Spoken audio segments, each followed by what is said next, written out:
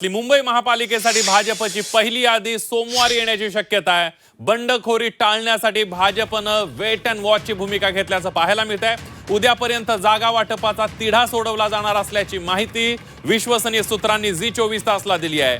ठाणे, मुंबई, नवी मुंबई, कल्याण, डोंबिवली आणि मीरा भाईंदर पनवेलमधील काही जागांवर पेच अजून कायम आहे आणि त्यामुळे भाजपनं आता पहिली यादी मुंबईतली सोमवारी जाहीर केली जाणार आहे। बंडखोरी टाळण्यासाठी भाजपनं ही रणनीती आखल्याचं पाहायला मिळतंय।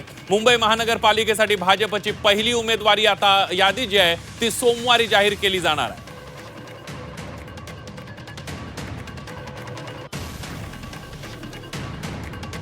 बंडखोरी टाळण्यासाठी भाजप वेट अँड वॉचच्या भूमिकेत असल्याची माहिती सूत्रांनी दिली आहे। उद्यापर्यंत महायुतीत असलेल्या जागांच्या तिढ्यावर निर्णय घेतला जाईल आणि त्यानंतर सोमवारी पहिली यादी जाहीर केली जाणार आहे। आता रवींद्र चव्हाण हे भारतीय जनता पक्षाचे प्रदेश अध्यक्ष आहेत आणि त्यांच्या खांद्यावर धुरा आहे भारतीय जनता पक्षाची आणि शिवसेना आणि भाजपा हे जी युती आहे ती विचारांची युती आहे। बाळासाहेबांनी, अटलजींनी, अडवाणीजींनी केलेली युती आहे। आता हे NDA सरकार जे आहे ते महायुतीचं आहे।